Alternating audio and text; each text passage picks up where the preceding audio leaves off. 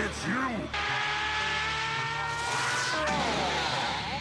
Habang si Piccolo ay nagme-meditate, dumating si Gohan kasama si Icarus at ipinakita nila kay Piccolo ang kanilang bagong whistle at dance routine. Gayunpaman, pinatigil sila ni Piccolo dahil ang mataas na tono ng sipol ay lubhang masakit sa kanyang pandinig. Naramdaman nila ang isang bagay mula sa kalawakan na mabilis na papalapit sa Earth, isang maliit na planeta na may mga nilalang na nabubuhay. Ayon sa balita, ang pagbangga ng maliit na planeta sa Earth ay magdudulot ng pagkawasak ng buong mundo. Dumating sina Goku at Krillin upang subukang ilihis ang planeta upang hindi ito tumama sa Earth.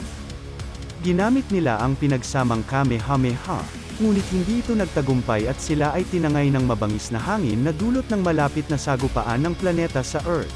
Ang planeta ay dumaan malapit sa Earth at hindi direktang tumama, ngunit pagkalampas nito ay kaagad itong sumabog. Gayunpaman, isang spaceship mula sa planeta ang dumapo sa Earth. Lumabas ang mga sundalo at inatake ang mga nakapaligid na tao. Sinubukan ni Gohan na pigilan ang mga ito. Napansin ni Lord Slug ang Dragon Ball na nasa sombrero ni Gohan at lumabas siya ng spaceship upang kunin ito. Pagkatapos basahin ang isip ni Bulma, nalaman ni Slug ang tungkol sa Dragon Balls at kung paano makukuha ang mga ito. Ipinadala ni Lord Slug ang kanyang mga alapores upang ipunin ang Dragon Balls sa pamamagitan ng Dragon Radar ni Bulma.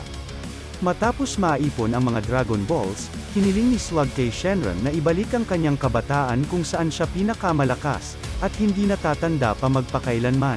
Inilunsad ni Slug ang Terra Freezing Device sa labas ng kapaligiran ng Earth. Naglabas ito ng makapal at madilim na ulap na sumakop sa planeta, at humarang sa sikat ng araw na nagpababa ng temperatura sa mundo. Samantala, nagising si Goku matapos bigyan ng Sensubi ni Yajirobe. Nagulat si Goku nang makita ang nagyayelong paligid. Nang maglaon, nagawang makalusot ni Gohan sa kampo ni Slug kasama sina Ulang at Icarus, ngunit agad silang nadiskubre ng mga sundalo ni Slug. Nakipaglaban si Gohan ngunit hindi niya kinaya ang dami ng mga sundalo. Lumitaw si Piccolo at iniligtas si Gohan. Dumating ang dalawang alapores ni Slug na sina Wings at Medemacha. Nilabanan ni Piccolo si Wings at tinalo ito, ngunit sa kasamaang palad, si Gohan ay tinalo ni Medemacha. Sa pagpunta ni Piccolo kay Gohan, pinigilan siya ni Anguila na agad niyang inatake ng eye laser.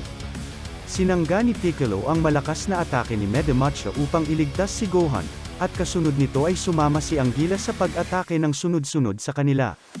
Akmang tatapusin na ni Medemacha si Gohan nang dumating sina Goku at Krillin.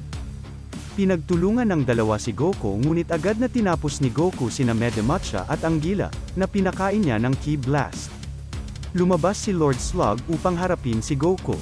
Nagsimulang maglaban ang dalawa at napatunayang mas malakas si Slug kaysa kay Goku. Habang nasa bingit ng pagkatalo si Goku, nahuli niya ang suntok ng kamatayan ni Slug at naging Pseudo Super Saiyan. Binali niya ang kamay ni Slug at binugbog ito. Matapos magulpi, pinutol ni Slug ang kanyang braso at muli itong pinatubo, kasunod ang pagtanggal ng kanyang helmet. Ikinagulat ito ni Goku dahil si Slug ay isa palang Namekian. Pinalaki ni Slug ang sarili at naging isang higante. Inihayag ni King Kai na si Slug, katulad ni Kami, ay ipinadala sa isang planeta na tinatawag na Slug bago mawasak ang planetang Namek. Sinabi ni King Kai na si Slug ay ipinanganak na may isang bihirang mutation kung saan kasamaan lamang ang maaaring tumubo sa kanyang puso, na ginawa siyang pure evil at dahil dito, siya ay naging isang super Namekian. Sa bagong higanteng anyo na ito, napatunayang mas malakas si Slug kaysa kay Goku. Sa palagay ni King Kai, si Frieza at maging ang isang Super Saiyan ay walang laban sa anyong ito ni Lord Slug. Pumagitna si Piccolo at nagsimulang hilawin ang antena ni Slug, na sinasabing alam niya ang kanyang mga kahinaan dahil isa rin siyang Namekian. Dinakma ni Slug si Piccolo ngunit nakita niya na tumetawa ito. Pinunit ni Piccolo ang kanyang mga tainga at sinabihan si Gohan na sumipol. Napaluhod si Lord Slug sa matinding sakit na dulot ng sipol ni Gohan. Inilahad ni Piccolo na ang mga higanteng Namekians ay mayroon ding malakas na pandinig, kaya higit na mas matinding sakit ang nararamdaman ng mga ito sa tunog ng sipol. Ibinigay ni Piccolo ang kaunti niyang lakas na natitira kay Goku. Dahil dito, nagamit ni Goku ang Kaioken. Gamit ang pinagsamang lakas nila ni Piccolo, binutas ni Goku ang katawan ni Slug. Pagkatapos ay lumipad si Goku sa itaas ng mga ulap upang sirain ang Terra Freezer device ngunit sinundan siya ni Slug. Gamit ang lakas mula sa araw, lumikha si Goku ng Spirit Bomb at itinira ito kay Slug, na sumabog kasama ang Terra Freezer device. Bumalik sa normal ang kapaligiran sa Earth. Sa pagtatapos ng pelikula, makikita ang mga Z-Fighters na magkakasama kung saan pinatubo ni Piccolo ang kanyang tenga. Nagustuhan nyo ba ang movie recap na ito? Mag-subscribe at paki-like na rin for more videos like this. Maraming salamat!